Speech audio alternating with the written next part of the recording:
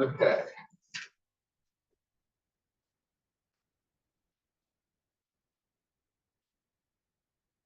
So again, a review of what we covered already in this chapter, competing in the global marketplace.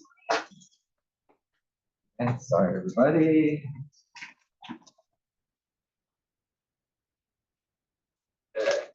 There we go.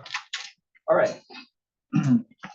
Well, we talked about how it's important to import so that you have access to products and services that your country is not so good at making, right? And it's important to export because that creates jobs in your company. We talked about how as currencies change in value in relation to one another, that then can impact importing and exporting, right? So if you have a strong currency compared to others, so if your currency is up here and theirs is down there, meaning that, well, like, did we look at the value of the euro compared to the dollar? I think that was in my other class. So I looked it up just the other day. It costs $1.08 to buy 1 euro. So that means that the euro is actually a little bit stronger because it takes more than $1 to buy 1 of the euro. So in that case, that strength of the euro makes it easier for Europeans to buy our products. Because 1 of their euros is $1.08 of our money. And it makes it a little harder for our companies trying to sell to Europe. Is that right? Yeah. Harder, yes. To buy from Europe. See, it's confusing. It makes it harder for us to buy from Europe because, again, the euro is more valuable than the dollar. Okay. So anyways, so currency changes impact that importing and exporting. Is that based off of inflation that the dollar is worth more? So inflation is kind of an ancillary. There is, I'm sure, some relationship. It's really supply and demand. It's how much do people view the value of the dollar. Historically, the dollar has been seen as a very strong currency. Nobody's afraid that the United States is going to go bankrupt, for example, or have such crazy inflation that we have to start printing more and more money just to keep up. That's not a concern among most people, so we view the dollar as being fairly strong. But the same thing could be said of the euro. Take a currency like in Argentina, where they have crazy inflation issues, and so they have to keep printing more and more of their currency. And you could say printing more and more currency also creates more inflation, and it gets into this spiral. Adriana, yes, make sure you put your name there. That is called hyperinflation. And so nobody wants to buy their currency right now because it's not really worth anything, and their prices keep going up. So there is a relationship of inflation there. The stronger and more stable a currency is viewed as, then the more people are going to want that currency. People all around the world like to buy the dollar because they feel safe having dollars. Okay. There have been a couple times in recent history where our Congress made some decisions that the rest of the world said, what are you doing over there? Financially, it doesn't make sense, and the dollar's value slumped a little bit, but recovered. So it's kind of complicated. I'm definitely not an economist, but those are the basic principles. And that's why the value of a currency makes a difference in international trade. Okay, we talked about the concept of free trade, how it doesn't really exist, but in general, trade in this country is free. We try to, as a nation, we try not to put any more limits on trade than we have to. Because when people are able to make and sell and buy whatever they want, then that meets our economic needs. That allows us to get the products and services that we want and need. It allows companies to be created. So generally, free trade is a good thing. But there have to be some regulations. And the same thing is true for international trade. In general, trade is good. It leads to prosperity on all sides. And it tends to lead to less conflict because you don't want to go to war with your trading partners. But there are some regulations, so trade is not completely free. We talked about selling those things that you're better at making, right? That's called a comparative advantage. So whatever a country is best at making is what it should focus on making and exporting. And then it should import those things that it's not that good at making, right? And I might have mentioned that we can relate that to our personal lives, how each of us needs to figure out what we're good at, because that will help us choose a career that will be enjoyable and profitable, instead of trying to have a career in something you're not really good at, right? That wouldn't make much sense. We talked about the pros and cons of globalization. What were some of the benefits of globalization? Kind of mentioned them already, but this is just to check and see if I'm making sense of here. What are some benefits that come from international trade, Adriana? It helps create employment for communities. Okay, yeah, it creates employment in those places where products are being made or services are being provided. Sure. Yes. Get different products and different places. Exactly. Helps provide products and services where they're needed. So creates jobs, provides more products and services, tends to create prosperity and economic cooperation between countries. And then what are some of the downsides of globalization?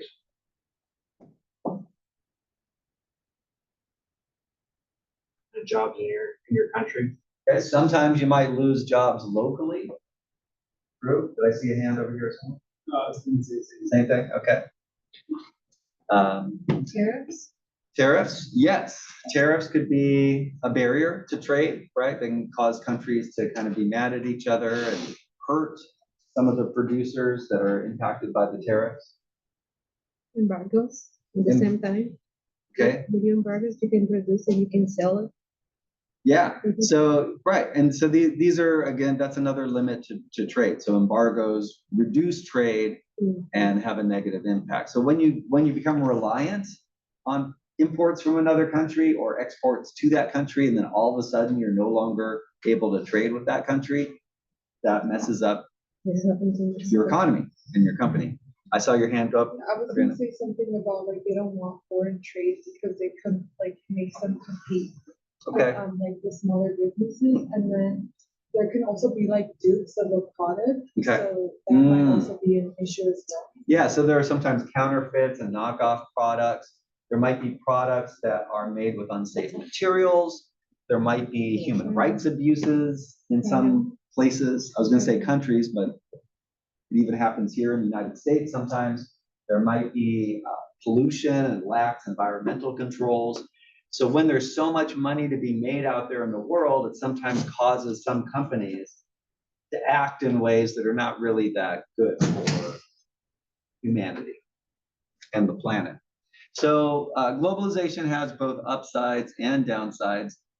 We've already talked about some of these barriers to trade. There are the natural barriers that are just part of nature, but there are also human-made barriers like tariffs and embargoes and so on.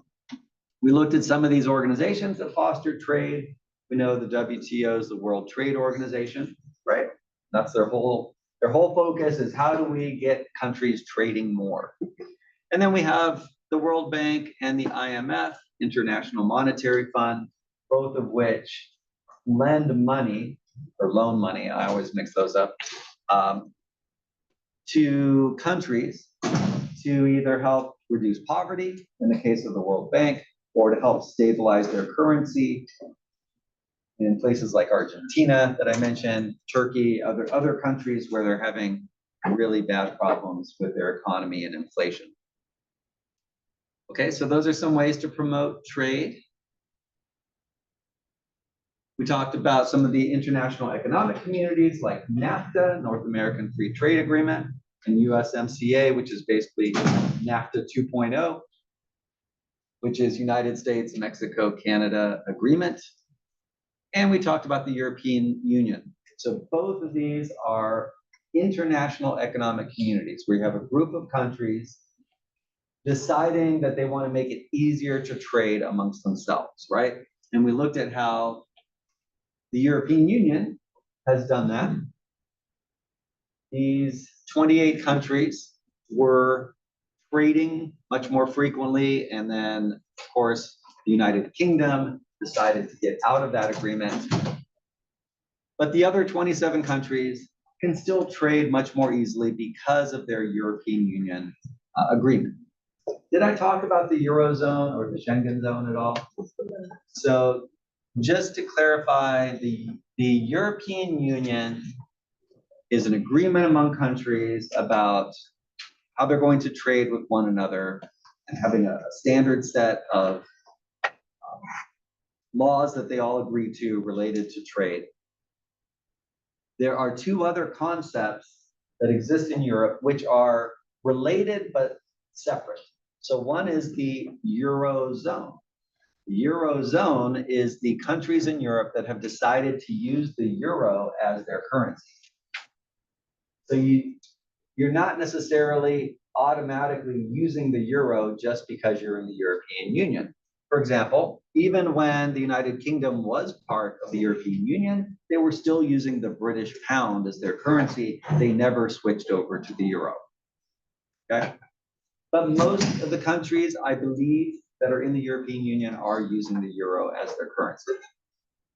So again, that's called the Eurozone. And then the Schengen zone, anybody familiar with that?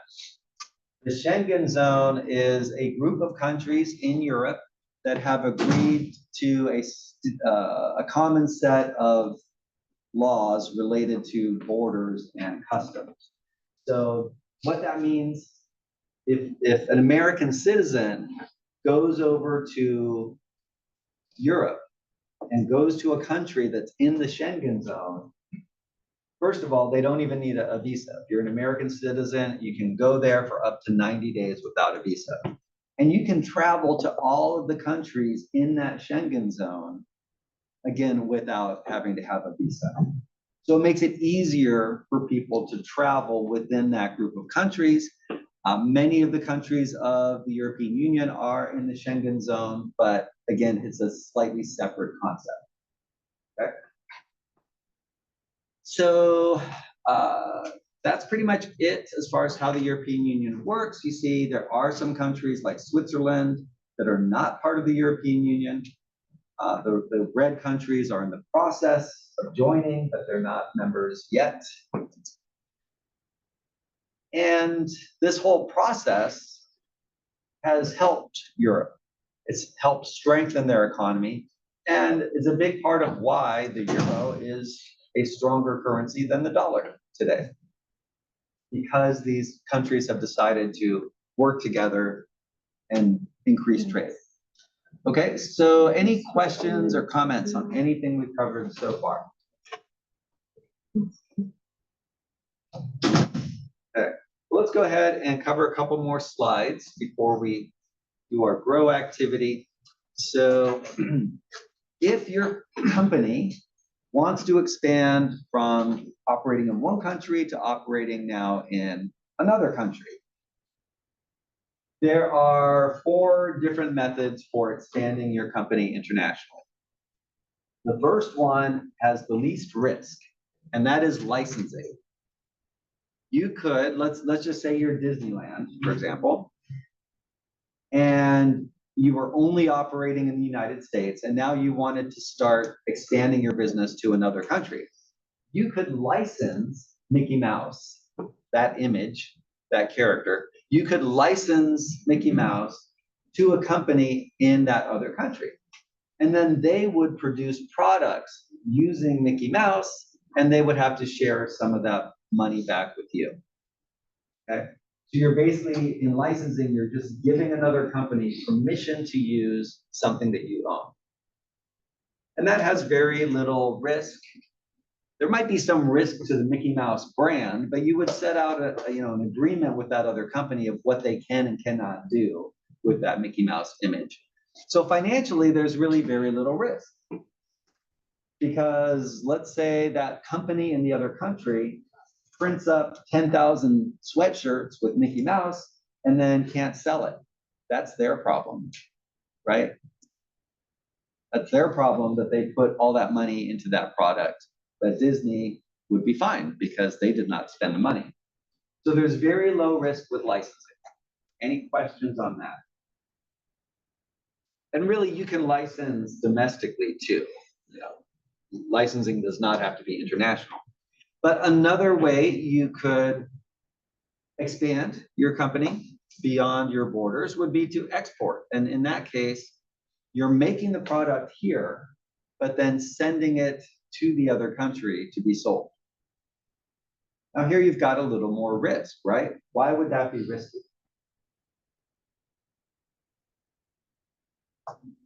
You make your product, ship it to the other country. What risk are you taking? Maybe late. What's that? Late. Late? It could be late arriving. Maybe it never even gets there. Maybe it gets stolen or lost. Maybe it gets to the other country and nobody buys it and you already put up all this money, right? So in exporting, there's more of a risk that you might lose money.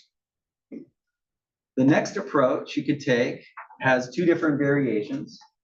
A strategic alliance would mean you pick a company in that other country to work together with. So let's say we're going to be working with a company in China to sell Mickey Mouse merchandise, okay? Now, if we're Disney and we've never done business over in China, we don't know the culture, we don't know the laws, maybe the language is foreign to us, we don't understand the market. So it would make sense to pick a company over there that knows the laws and the culture and the market. And they will help us sell the product over there and we'll split the money, right? That would be a strategic alliance. So we have an alliance between these two companies to strategically make money together. If, on the other hand, we contacted that company in China and said, we want to work together with you, but we want to create a separate company, you will be part owner of that company and we will be part owner of that company. That would be a joint venture, okay, where we share ownership in a third company. So those two concepts would also involve some risk, right? Because, hey, what if our foreign partner ends up ripping us off or doesn't perform well? We might lose whatever money we invested in that deal. But if it goes well, we might make a lot of money too, right? And then the most risky approach would be if we actually either bought factories or built offices in the other country or hired employees in the other country, anything where we're actually investing money in that other country in infrastructure or any long-term contracts, we're committing, sums of money actually in that country. That's called foreign direct investment. And then, hey, if the currency rates change wildly or war breaks out or whatever, we might have to just abandon whatever investment we made. There have even been some cases where a US company has, let's say, an oil drilling well or a gas refinery in another country, and that other country decides, you know what, we're just going to take that. You built this nice big gas refinery and it's now ours. Sorry. And then the company just loses that asset. So there is a lot of risk involved in foreign direct investment. Any questions or comments? And kind of like you were explaining the other day with the how Amazon moved into Mexico, is that kind of a similar idea? Where they added infrastructure to a different country, where they could just lose it, say, for example, we got war with Mexico or something? Did I say that specifically about No. Amazon? I don't remember that. No, well, you- About you did- companies, about companies I moving into think- Mexico? Yeah, I Okay. think a student did. Oh, okay, yeah, could be.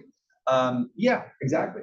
I think Mexico's a pretty safe trading partner for the United States because we work closely together. But I think Venezuela is one example of a place where there were American oil companies operating there, and Venezuela said, sorry, we're taking over.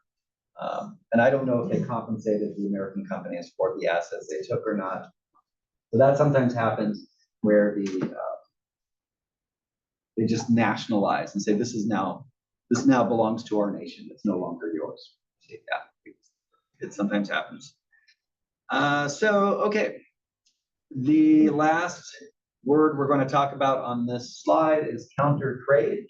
So can somebody tell me what counter trade is? Yes. Christina.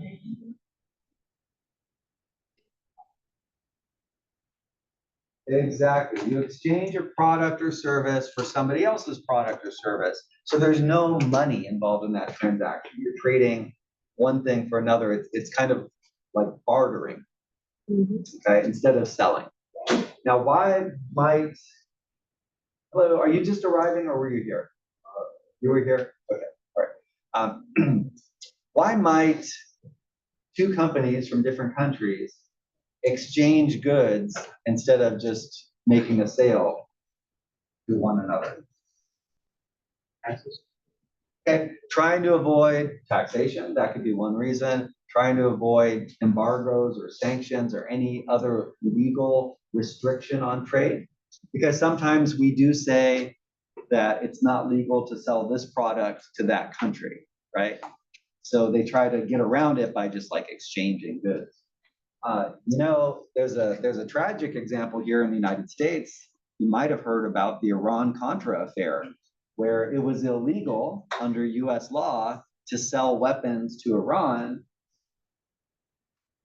but our federal government administration found a way to do that. That was illegal until they got caught, right? So anyways, it does happen sometimes. Okay. Let's move on. This slide talks about if you're operating in another country, you'll probably encounter people that come from a different culture. And sometimes this even happens in our own country, right? Where we've got people that we work with that come from different national backgrounds or even different regional backgrounds. Regions of the United States sometimes have very different cultures from one another. So here are some tips on intercultural interaction. For example, did you know that people from China, if they hand you something, oftentimes they will do so with two hands because that's considered respectful. Whereas in the United States, we tend to just use one hand, right? So knowing that, let's say you're in a business meeting and somebody hands you their business card with two hands. How do you think you can show respect? Receiving it with two hands, exactly. Yeah, and read it. That's true. That's true. Actually look at what it says and then keep it close by instead of just like sticking it in your pocket. These are things we might not think about if we're not familiar with the other country. Americans tend to be very individualistic. We're viewed by the rest of the world as being aggressive and short-term oriented.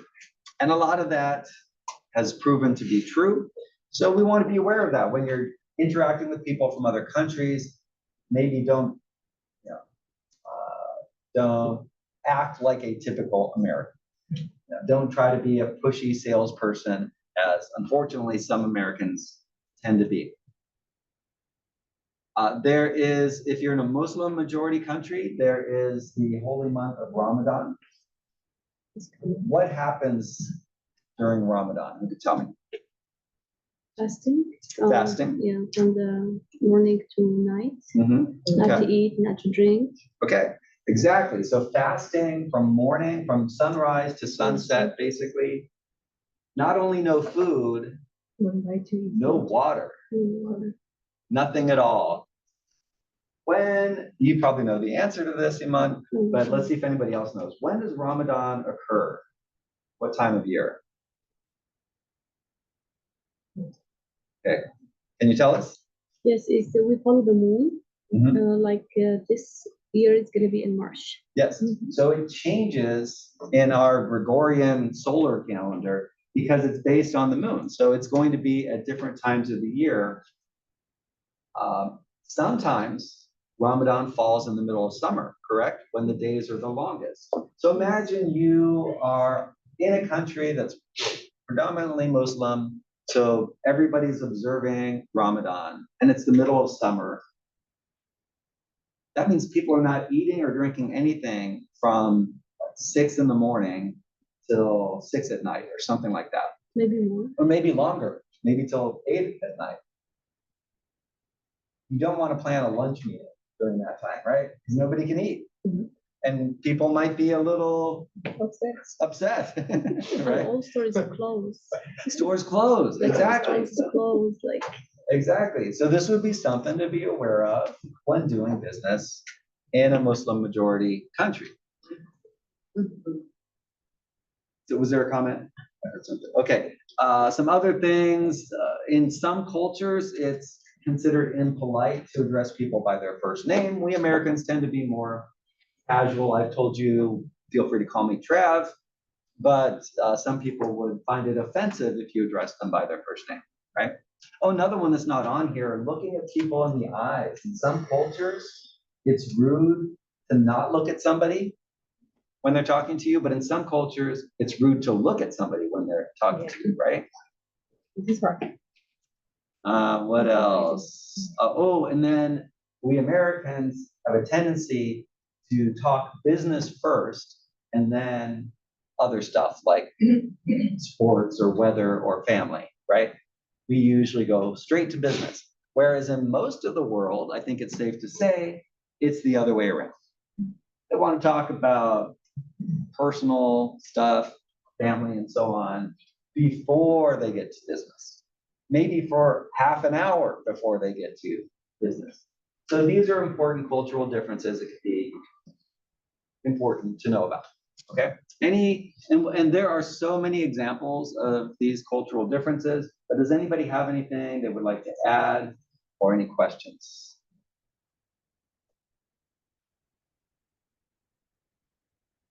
Okay.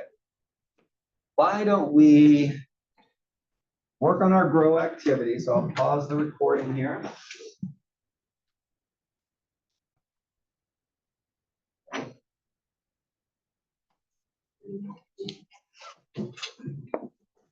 Okay. This is where we left off. I think I just started the recording. Double check. Yep, okay. Look, so these are some graphics that you will not find in the textbook, but I think they help illustrate some of the points we're learning about. Well, we already know what the International Monetary Fund is, right? How it makes loans to help stabilize currencies. Well, the IMF did a report in 2021. They looked at the countries of the world. They looked at the gross domestic product of every country. Who can tell me what is meant by gross domestic product? Local products, Yes? GDP? like they're kind of indicates how their economy's like, or Yes, it's the total output of that country's economy measured in dollars. Meaning the total of all the products and services created in that country within a year is their gross domestic product, okay? And what they did is they took that number and they divided it by the number of people in that country. So the total amount that was produced in that country divided by the number of people. And then that's called, you can't really see it here, but GDP per capita. Now, The country with the greatest GDP per capita was Luxembourg, which is a small country in Europe. I don't even know what their main products are. I'm guessing financial services would probably be up there. But for some reason, they, as of just 2021, had the highest GDP per capita in the world. In fact, if you compare it with the United States, they are about double the GDP per capita of the United States. So here in the US, we produce about $68,000 worth of products and services per person, compared to 132,000 in Luxembourg. And you see some of the other countries with high GDPs, most of them being in Europe. We've got Singapore, which of course is in Asia, Qatar, which is in the Middle Eastern region. Now, we can also see over here the impact of the pandemic. Comparing one year to the next, India's GDP dropped by 24%. So that means the amount that they produced in their country was 24% less, primarily because of the pandemic. And you can see some of the other countries that got hit pretty hard. The USA only dropped 9%, so relatively that wasn't that bad. I mean, it was a major hit to our economy, but we have recovered from that. Now, interestingly, China saw their GDP grow by 3.2% during that 1 year in the pandemic. So they actually saw production go up during the pandemic. Why do you think that might have been? Masks. Okay, where were the masks made? China, right? Hand sanitizer. A lot of that we brought in from China. So yes, there were a lot of products that they started to have to mass produce in larger quantities. I think another reason might be the way China responded to the pandemic that was different from many other countries. Does anybody know like how they tackled the problem when the coronavirus hit? I think they were like locking down the residents and not letting them leave. And I remember like scrolling like on TikTok and clicking on the lives, and like even the people that were working at companies could not leave. They were not allowed to go. And you would see people like banging outside their windows. You can hear like screaming. It was like a massive lockdown. Yes, yes. So it was a very different approach. In a sense, they let people go to work and do what they needed to do, but whenever somebody was tested positive, they very aggressively addressed that. I see a couple hands, so let me get your hand first. I don't know how real they were, but I remember seeing a few videos of like heads like pulling up with people with like suits. They had like hazmat suits like on, and they would just grab snatch somebody and throw yeah. them in a van. What were you gonna say, Eric? Businesses, when the pandemic first hit, the businesses closed. Here in the US, you mean? Here in the US, Yeah, so, and of course, it depended on what state you were in. But here, we tried to encourage people to wear masks and, once the vaccine was available, to get vaccinated. But again, the approach in China was different. Initially, it was much more liberal. People could go to work and everything. But as I mentioned, if somebody tested positive, they then would check and see who all that person had interacted with. And then they'd go test all those people. And then maybe check who those people had interacted with. And sometimes even lock down entire buildings to keep the coronavirus from spreading. So that was very different, because here we would look at that as a violation of our privacy. But there, We don't care. they have a one-party system where the Communist Party there can do whatever it wants to do, right? So, anyways, you can see the impact on the economy. I'm not saying that their way was any better or worse. I'm just saying it was different. Okay. Now, we saw how Luxembourg had like, what was it, $132,000 per year GDP per capita, right? If we compare that with the countries with the lowest GDP per capita, we see there are countries in the world like South Sudan where it's $233 compared to $132,000.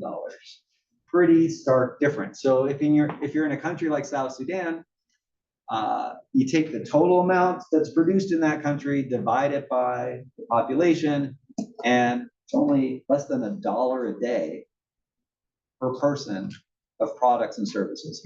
Technically, this is based on gross national income, but that's pretty close to GDP. So it tells us that, hey, if you live in one of these countries, the economy is pretty bad. They're not producing and selling a lot. These 5 countries that are at the bottom of the list here, they all happen to be in Africa. And unfortunately, Africa has been plagued with a lot of corruption and other, well, the aftermath of colonialism, a lot of issues that have plagued parts of Africa. But Africa is a large continent with many countries. And if you look at this graphic on the side, okay, one second, you can see that some of them are much more prosperous than others.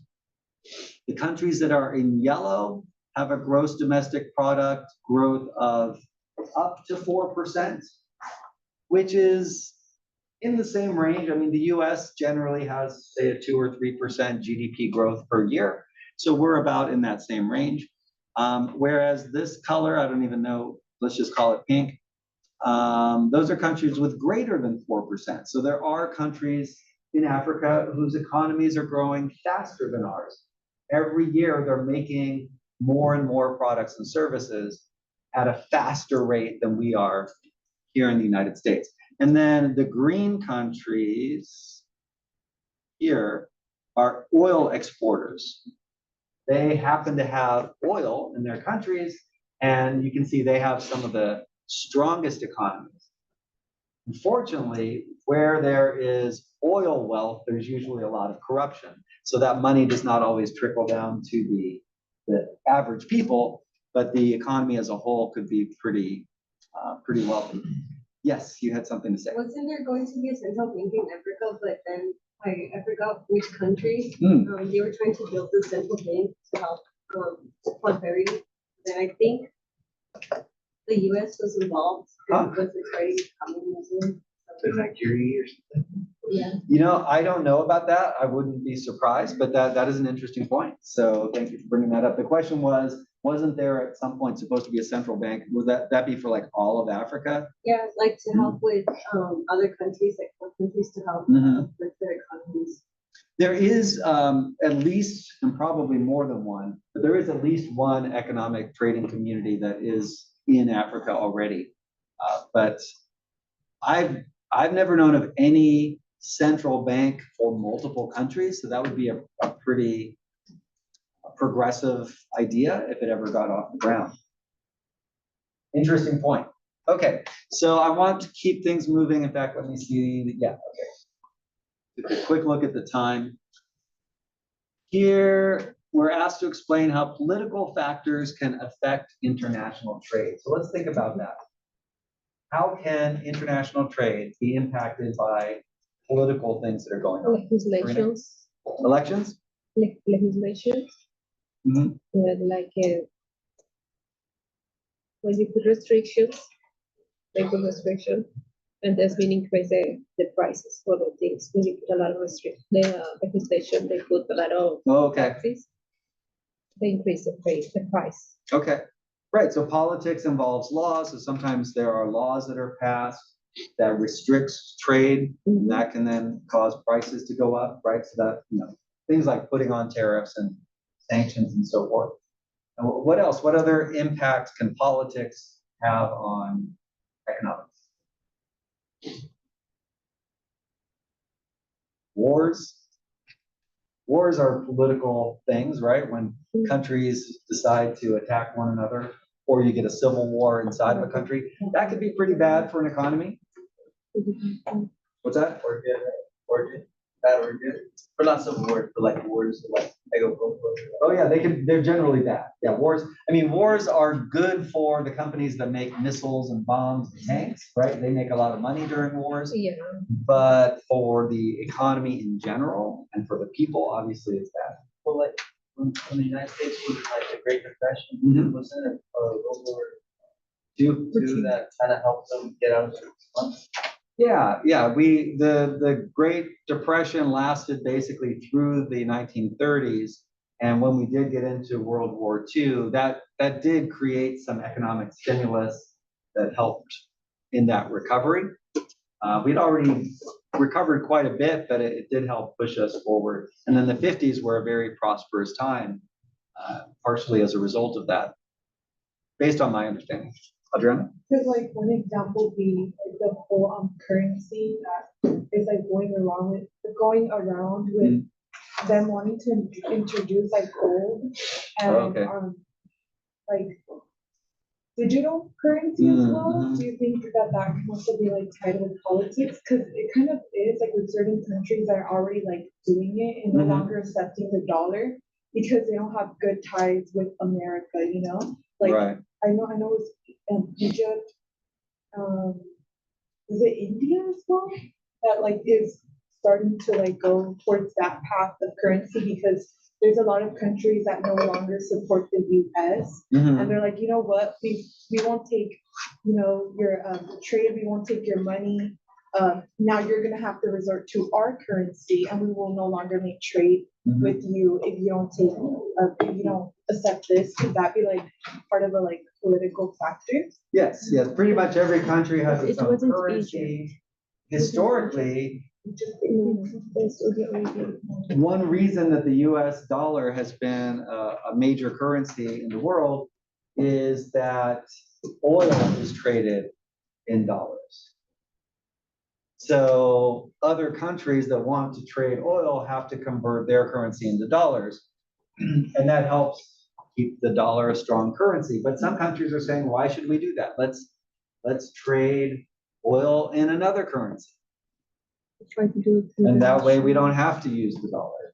Or let's use a digital currency. Let's use cryptocurrency. In El Salvador, Bitcoin is accepted as a legal currency there.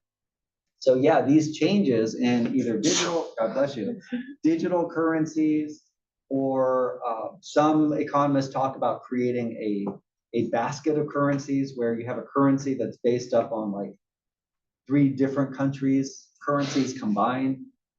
These sorts of ideals can radically change economics around the world, and probably at the expense of the United States, if we're no longer the country with the dominant currency, right? So yeah, it will be very interesting to see how these decisions play out over time. I believe personally that eventually we should have a universal currency that all countries can trade in. It'll just simplify things. But like, can you imagine, let's say you wanted to go over to Arizona and you had to change money into an Arizonan currency, and you wanted to go up to Oregon, and again, they had a different currency, but why, right? All the states use the dollar. Why can't that concept expand and all countries use one currency, right? But it's not gonna happen anytime soon, for sure. So yes, that would be another way politics can impact trade. We've talked a little bit about cultural factors. It's really important when companies start to sell their product internationally that they understand the culture in which they're marketing their product. There have been many cases where a country did not understand and they ended up insulting people with their advertisements instead of convincing them to buy their product. So it's really important to be aware of the cultures in which you're operating. Obviously, as economies change, that changes trade. If things like inflation that we've talked about, recessions and depressions when the economy goes down for a long period of time, what else? Stock market fluctuations, all of these things can impact international trade. It's very, very complex. Okay, time check. We're doing okay, but we still have some more to cover. Here's another chart that is not in the textbook, but you might find it interesting. These are the 11 largest multinational corporations of the world, ranked by the total value of all of their stock. And this is as of 2021. So at that time, Apple had a market value of almost $3 trillion. So if you add up all of their stock combined, it was worth about $3 trillion. Followed by Microsoft, then by Aramco. Who can tell me what Aramco is? Saudi oil company. Yes, it is the Saudi Arabian oil company. So that comes in number 3. Alphabet. What company do we associate with Alphabet? Google, right? Alphabet is their parent company. Amazon, Tesla, Berkshire Hathaway. Anybody familiar with Berkshire Hathaway? You heard of Warren Buffett? Yeah. He's at times been the wealthiest person in the world, one of the greatest investors of all time. That's basically his company. What's that? Is it like a brokerage? Well, it owns many different companies. Geico was a company that they owned at one point. Maybe they still do. They have a real estate business. They're in a lot of different industries. NVIDIA and TSMC, they're both computer chip companies. TSMC is based out of Taiwan. Tencent, anybody familiar with them? Well, it's a Chinese company. They have their big program is called WeChat, and they use that in China for all kinds of different things. I'm sure gaming is part of that. And then Meta comes in as number 11. What do we associate Meta with? Facebook. Okay. So these are the largest multinationals. But what is a multinational corporation? What does that even mean? If you have a company based in the US and you export your product to, I don't know, Fiji, does that make you a multinational corporation? No. If you have operations in multiple countries, then you're becoming a multinational corporation. So it means you actually have offices or factories, customers in multiple countries around the world. You see some of the oil multinational corporations around the world. You might recognize some of them, like Shell and Exxon, but there are probably quite a few here you're not familiar with because they operate in certain regions. But they are multinational. Let's talk about trends related to world trade. So this process of globalization of countries expanding, companies expanding around the world, and countries importing and exporting. Do you think that process is likely to continue growing or have more and more global trade or less? I think more. I think that's been the trend. It's pretty clear, as shipping gets easier, as communications get easier, as companies get bigger and bigger and they look for more and more customers around the world, globalization keeps growing, for better or for worse. So I think we can expect that to continue. All right. Somebody ask me a question. What questions are out there? Who has a question? Daniel. The question is for you. What trends will possibly achieve growth in your business? So I think continued improvements in technology that make it easier to export. For example, 3D printing.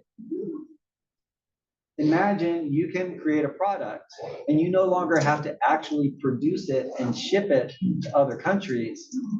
They can just get the design from you. They can purchase it digitally online and they can print it out themselves on a 3D printer, right? So that expands your business very easily internationally.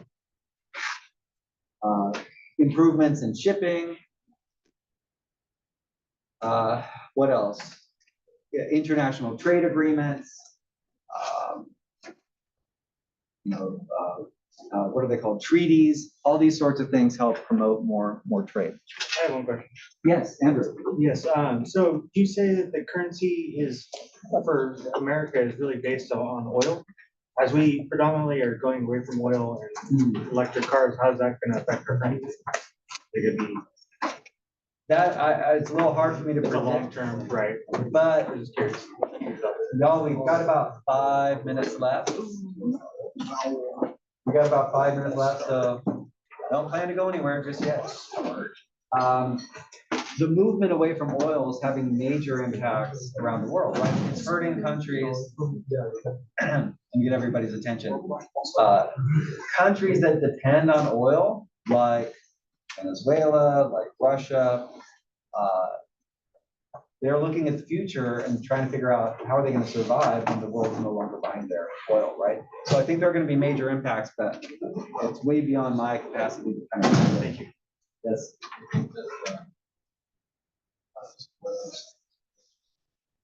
Well, we're moving in that direction away from oil. Yeah, not probably as fast as we need to reverse some of the effects of climate change, but we are moving in that direction.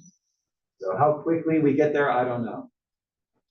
Let's take a recap here of what we have learned. We have about probably 4 minutes left at this point. And what I want to do is look at these 9 learning objectives from this chapter and try to match them up with these pictures over here. So the first question we've learned about is, why is global trade important? And then how do we measure global trade? Do you see a picture here that you think relates to measuring global trade? Any guess? Yes, Christina. Say a little louder. The map? This one? Okay. Okay, so yeah, you can see obviously some of the major brands around the world, and some of these are now multinational. They're not just in the US. And so how much we're buying and selling between these countries is one way we measure trade. Why do nations trade? And by the way, there's no right or wrong answer here in which image you match up. Why do nations trade in the first place? Eric? That map up there. This one here? Yeah. Okay. So the WTO, the World Trade Organization, helps foster, because we know as nations trade, it creates more prosperity and more peace in the world. So that would be a good answer. How about barriers to international trade? Which one are you pointing at there? Oh, the one with Solo. Okay, so we have natural barriers like the ocean. Did I hear something else over here? Yes, sir. I would say the people who are watching over the smaller people. Okay, yeah, that one maybe is a little hard to see, but you have some really big guys and then some really little guys. So the fact that these multinational corporations already dominate so many industries makes it hard for little companies to compete. So good answer there. How about international economic communities? What's a good match?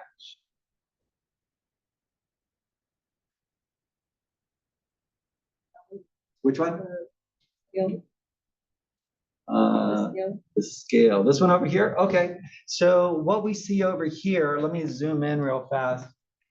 This is the trade deficit between countries. That means that, for example, China sells us about $337 billion more than we buy from them. And that's more than our trade deficit with Japan, Germany, and Mexico combined. So when we have international economic communities, it increases trade and helps reduce some of these trade deficits. Let's look at how do companies enter the global marketplace? How can you go from just being in your own country to expanding internationally? This would be like the image towards the left at the bottom, or the one, it could also be the one on the left towards in front of that one. Yeah. This one, NAFTA, okay. Yeah, so again, if we have agreements that help us trade more with other countries, makes it easier for a company to expand or export its products. So threats and opportunities in the global marketplace. Yeah. Tariff one. Tariff, yeah, so tariffs, limit trade, we know, so that could be a threat. What were you gonna say? Anything? Okay. The robot. The robot could be a threat, automation. Multinational corporations. Oh, that would be the map right This map over here, all right, we see a lot of multinationals. So let's see what we didn't cover. We see some of the different resources around the world that not every country has, right? And that's one reason we have to trade. I think we used all of them, right?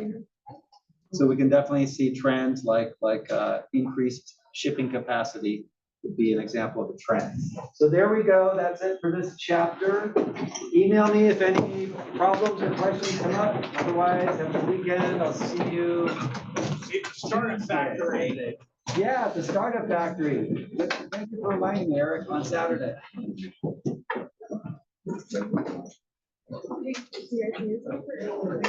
Oh, Yeah, they was Saudi Arabia, featured